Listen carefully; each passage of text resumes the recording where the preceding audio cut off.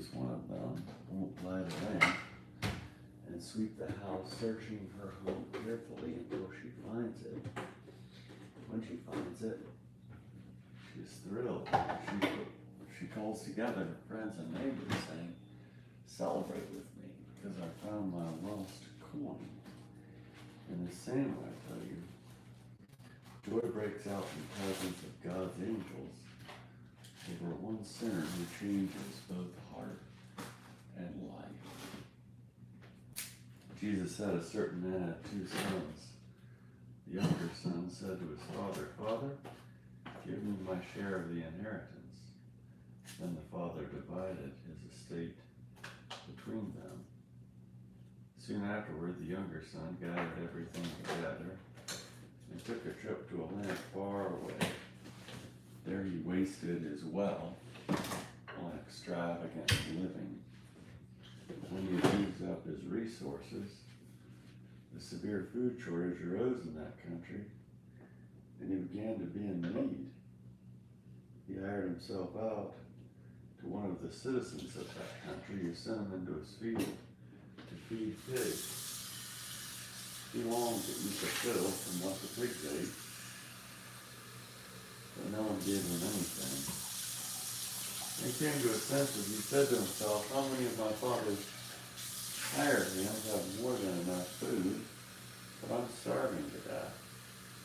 I'll get up and go to my father and say to him, 'Father, I've sinned against heaven and against you.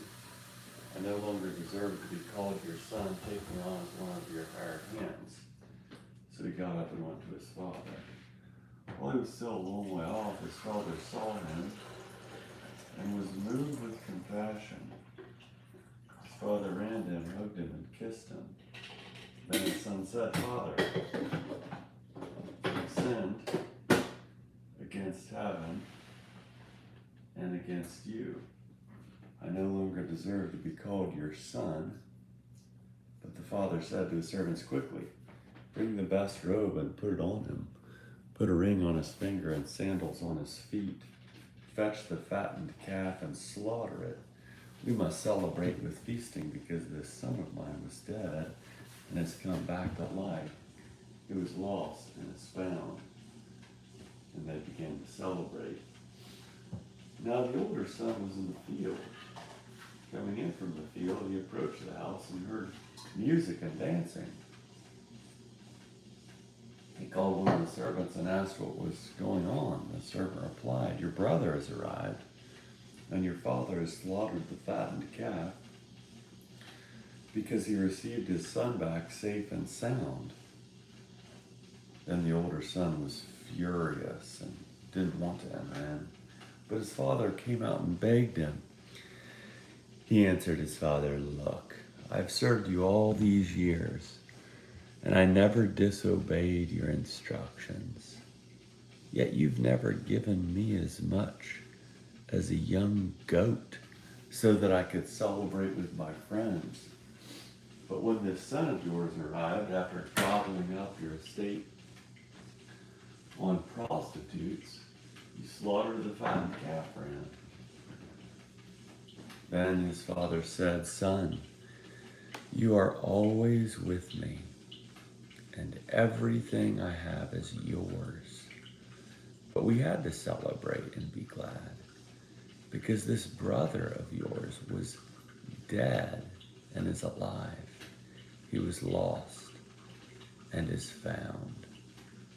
Chapter 16, Jesus also said to the disciples, a certain rich man heard that his household manager was wasting his estate. He called the manager in and said to him, "What's this I hear about you? Give me a report of your administration, because you can no longer serve as my manager." The household manager said to himself, "What will I do now that my master is firing me as his manager? I'm not strong enough to dig and too proud to beg. I know what I'll do so that when I'm removed from my management position, people will welcome me into their homes." One by one, the manager sent for each person who owed his master money. He said to the first, "How much do you owe?" He said, 900 gallons of olive oil. The manager said to him, "Take your contract, sit down quickly and write 450 gallons. And then the manager said to another, "How much do you owe?" He said, 1,000 bushels of wheat. He said, "Take your contract and write 800. The master commended the dishonest manager because he acted cleverly. People who belong to this world are more clever in dealing with their peers than are people who belong to the light. I tell you, use worldly wealth to make friends for yourselves, so that when it is gone, you'll be welcomed into the eternal homes. Whoever is faithful with little is also faithful with much. And the one who is dishonest with little is also dishonest with much.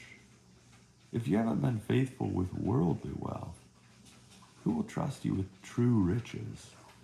If you haven't been faithful with someone else's property, who will give you your own? No household servant can serve two masters. Either you will hate the one and love the other, or you will be devoted to the one and have contempt for the other. You cannot serve God and wealth. The Pharisees, who were money lovers, heard all this and sneered at Jesus. He said to them, "You are the ones who justify yourselves before people, but God knows your hearts. What is highly valued by people is deeply offensive to God. Until John, there was only the law and the prophets.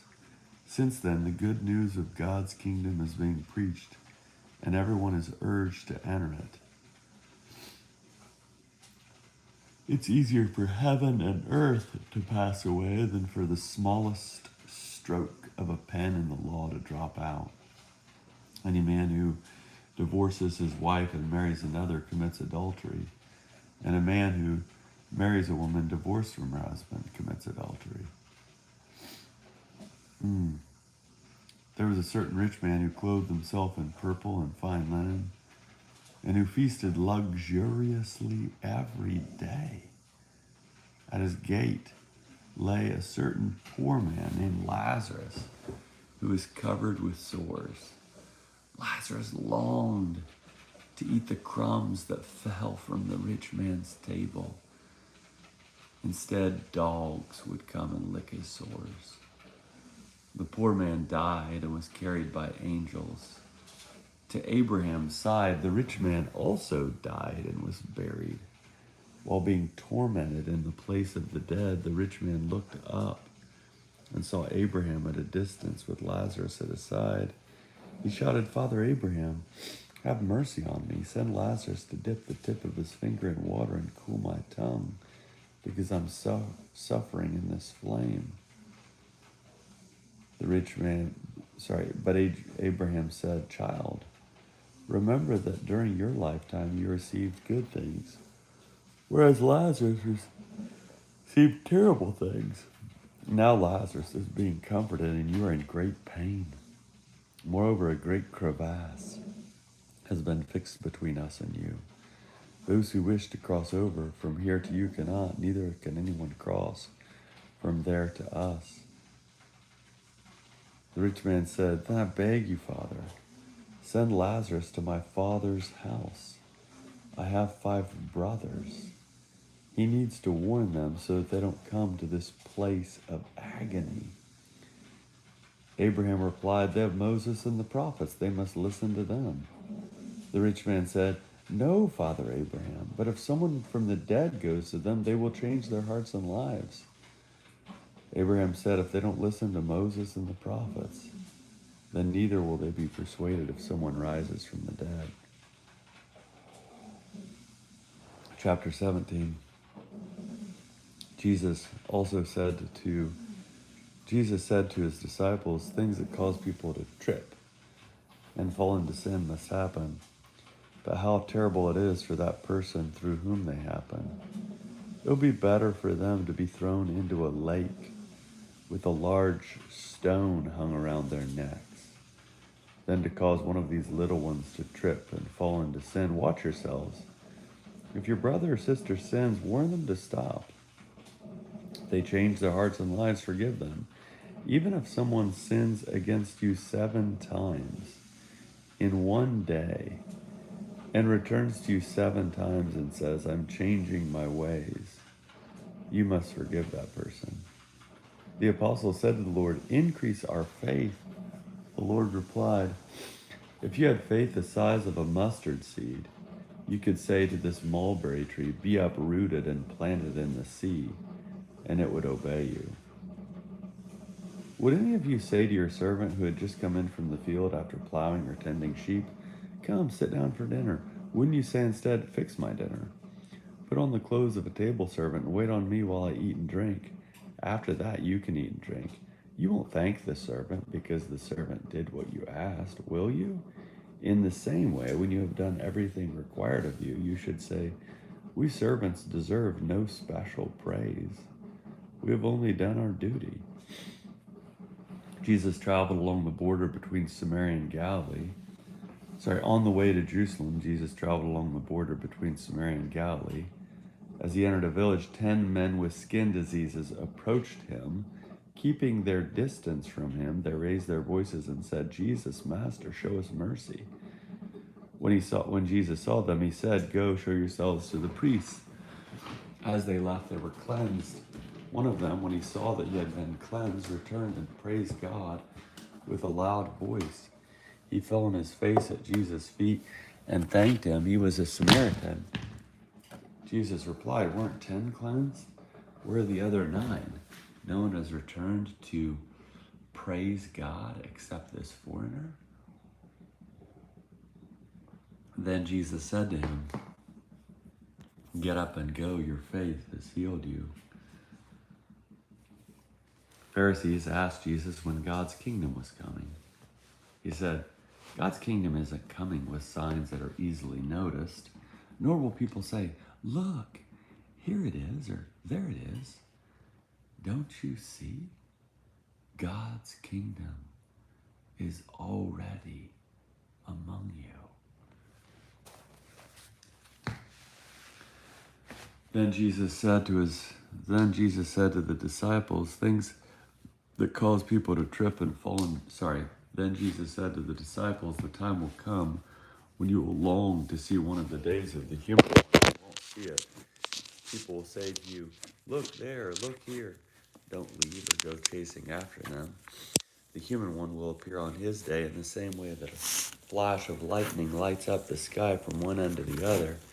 However, first he must suffer many things and be rejected by this generation.